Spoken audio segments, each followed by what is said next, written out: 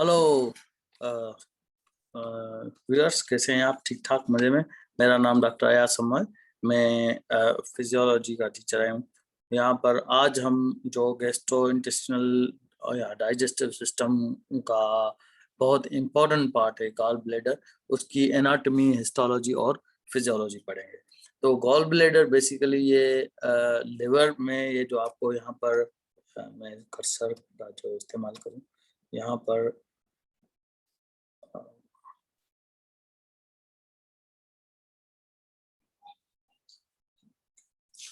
यहाँ पर ये जो स्ट्रक्चर आपको नजर आ रहा है, सॉरी, हाइलाइटर, यहाँ पर ये जो छोटा सा स्ट्रक्चर आपको नजर आ रहा है, ये बेसिकली एक गॉल ब्लैडर। अब इसको अगर हम इनलार्ज करें, ज्यादा बड़ा करें, तो ये यहाँ पर आपको ये स्ट्रक्चर नजर आता है। और किसी ने शायद यहाँ पर उसने जो है छोटे छोटे स्टोन्स भी बना दिए हैं, जो जाके जो है वो गॉल ब्लैडर में स्टोर हो जाते हैं, या फिर उसकी बाइल जो का डक्ट होती है गॉल ब्लैडर की, उसमें स्टोर हो जाते हैं। इसलिए हमें इनको इसको रिमूव करवाना पड़ता है। तो इस गॉल ब्लैडर की जो है वो हिस्टोलॉजी का ही, आइए उसे पढ़ते हैं। सबसे पहली बात जो इसमें याद करने वाली है, जैसे कि मैंने गैस्ट्रोइंटेस्टिनल ट्रैक्ट की जो पूरी प्लेलिस्ट है, उसमें मैंने आपको गैस्ट्रोइंटेस्टिनल ट्रैक्ट के जो लेयर्स हैं वो पढ़ाए हैं। तो इस प्लेलिस्ट में ऊपर अगर आप जाएंगे और उसको वॉच करेंगे, तो मैंने जो लेयर्स पढ़ाए थे, तो उसमें पढ़ाया था कि जो जीआईटी के लेयर्स होते हैं, उनमें म्यूकोजा होता है, सब म्यूकोजा होता है, मस्कुलरस होता है और सरोसा होता है। तो यहाँ पर म्यूकोजा भी है, मस्कुलरस भी है और एडवेंटिशा सरोसा भी है, लेकिन यहाँ पर सब म्यूकोजा नहीं है। तो सब mucosa is absent in the gall bladder, point number 1। Point number 2, liver का जो गॉल ब्लैडर का जो म्यूकोजा होता है, वो सिंपल कॉलमनर एपिथेलियल सेल्स का बना होता है।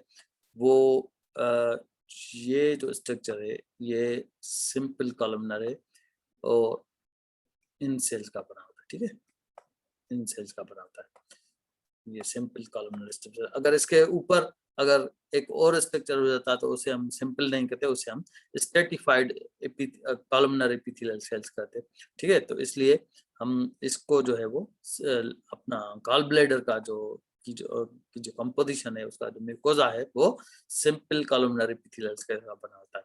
उसमें लेमिना प्रोप्रिया होता है और ये लूज कनेक्टिव टिश्यू होता है, और इसमें डिफ्यूज होता है, लिम्फेटिक टिश्यू भी होता है इसमें, और वेन्यूल्स और आर्टिकल्स। जाहिर है कि उस गॉल ब्लैडर को भी ब्लड सप्लाई चाहिए, एनर्जी चाहिए, न्यूट्रिएंट्स चाहिए, ऑक्सीजन चाहिए, तो that is supplied by venules and arteries.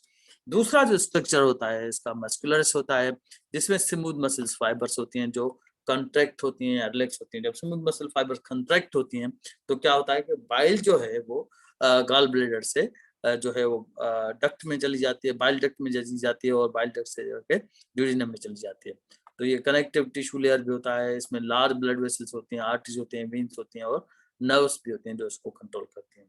तीसरा जो होता है उसमें सरोसा होता है, और जो है उसमें जो है वो कवर होता है, और अनअटैच्ड गॉल ब्लैडर के सरफेस पर जो कवर होता है, तो इस पोर्शन को हम कहते हैं ये सरोसा है, ठीक है। और ये जो पोर्शन है, दूसरा पोर्शन, इसको हम कहते हैं मस्कुलरस। और तीसरा जो पोर्शन है उसको हम म्यूकोजा कहते हैं, जिसमें आपको ये दिखने में आ रहा है, जैसे मैंने यहाँ स्ट्रक्चर बनाया, जो है वो कॉलमनर जो है वो सिंपल कॉलमनर एपिथेलियल सेल्स यहाँ पर बाकायदे आपको दिखाई दे रहे हैं। और ये नीचे जो आपको स्ट्रक्चर दिखाई दे रहा है, ये लेमिना प्रोप्रिया का है। तो ये जो हो गई जो है वो हिस्टोलॉजी आफ्टर गॉल ब्लैडर। अगर आप गॉल ब्लैडर का को विजुअलाइज करना चाहें, तो लिवर में प्रोट्रूड होता है गॉल ब्लैडर, और गॉल ब्लैडर का जो फंडस होता है वो लिवर में अंदर अटैच होता है। ये गॉल ब्लैडर का फंडस है जो लिवर में अटैच है। तो ये गॉल ब्लैडर की जो है वो ये बॉडी है, ये ऊपर वाला हिस्सा ये जो है ये फंडस है, और फिर ये जो है वो बॉडी है, और ये गॉल ब्लैडर की नेक है। तो नेक रीजन से जो है वो बाइल जो है वो सीक्रेट होती है थ्रू अ डक्ट। उस डक्ट को हम कहते हैं सिस्टिक डक्ट। तो गॉल ब्लैडर के साथ जो नाली होती है, जिसको हम डक्ट कहते हैं, जिसमें सीक्रेशन जाती है, उसको हम सिस्टिक डक्ट कहते हैं। Cystic duct. तो सिस्ट ये जब कॉन्ट्रैक्ट होता है तो यहाँ से बाइल फ्लो करके सिस्टिक डक्ट में चली जाती है, और फिर कॉमन हेपेटिक डक्ट जो है वहां से लेके जो है वो कॉमन बाइल डक्ट में चली जाती है। कॉमन बाइल डक्ट को क्यों कहते हैं हम इसे, क्योंकि लिवर से बाइल प्रोड्यूस हो रही है और जो है जो जो है वो गॉल ब्लैडर में जाती है, और गॉल ब्लैडर में कंसंट्रेट हो गए, फिर दोनों जो है वो बाइल्स जो है वो यहाँ पर कॉमन डक्ट में आ जाती है, इसलिए हम इसे कॉमन डक्ट कहते हैं।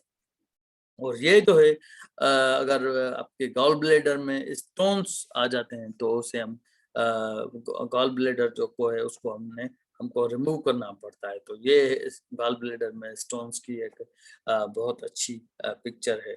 ये लिवर है, लिवर में गॉल ब्लैडर है, गॉल ब्लैडर में ये आपको स्टोन्स दिखाई देते हैं। तो ये स्टोन्स बेसिकली क्या होते हैं, बाइल जो है वो कंटेंट्स इधर इनसफिशिएंट बाइल साल्ट्स की वजह से, या लेसिथिन, या एक्सेसिव कोलेस्ट्रॉल जो होता है। एक्सेसिव कोलेस्ट्रॉल जो है वो क्रिस्टल फॉर्म में जब हो जाता है तो गॉल स्टोन्स बनते हैं, और वो ग्रो करता है साइज में भी और नंबर में भी। साइज मतलब स्टोन अगर छोटा है या बड़ा हो जाता है, और नंबर अगर 2, 3, 4 हो जाए तो साइज और स्टोन में। तो गॉल स्टोन्स जो है वो क्या क्या कर सकते हैं, वो मिनिमम हार्म भी कर सकते हैं, मैक्सिमम हार्म बीच वाला हार्म भी कर सकते हैं, और यहाँ कंप्लीटली ऑब्स्ट्रक्ट करते हैं बाइल के फ्लो को, जो गॉल ब्लैडर से ड्यूडेनम में जाती है। थोड़ा फ्लो खत्म करती है, बीच वाला फ्लो खत्म कर देती है, और यहाँ कंप्लीटली ऑब्स्ट्रक्शन। या फ्लो जो होता है, ये अगर नाली है, इसमें अगर एक छोटा सा आ जाता है तो फ्लो थोड़ा कम होगा। इसमें अगर बीच वाला स्ट्रक्चर आ जाता है तो फ्लो जो है और भी थोड़ा कम होगा। लेकिन अगर इसमें बहुत बड़ा एक स्टोन बन जाए, कोलेस्ट्रॉल जो क्रिस्टलाइज हो जाए, तो फ्लो जो है वो कम्प्लीटली रुक जाएगा। तो इसे हम कहते हैं जो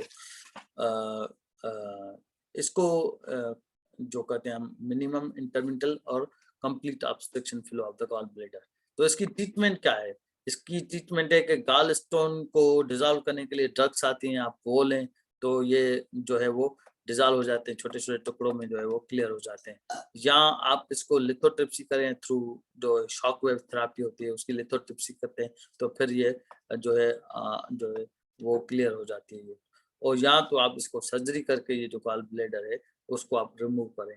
तो इसको जो है वो जिनको जो है वो लिथोट्रिप्सी या दूसरे ऑप्शन बाहर नहीं पड़ते तो उसे हम रिमूव कर देते हैं। तो इस रिमूवल ऑफ गॉल ब्लैडर का जो है मेडिकल नाम जो है उसको कहते हैं सिस्टेक्टोमी।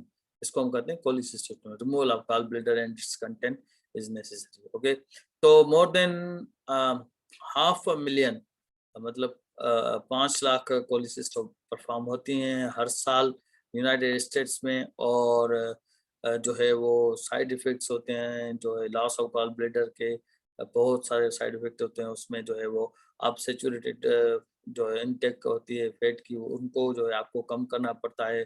अल्कोहल जो है आपको कम पीना पड़ता है, और स्मॉल अमाउंट में आपको फूड खाना पड़ता है, और जो है वो विटामिन और मिनरल सप्लीमेंट्स आपको लेने पड़ते हैं जब आपका गॉल ब्लैडर रिमूव हो चुका होता है।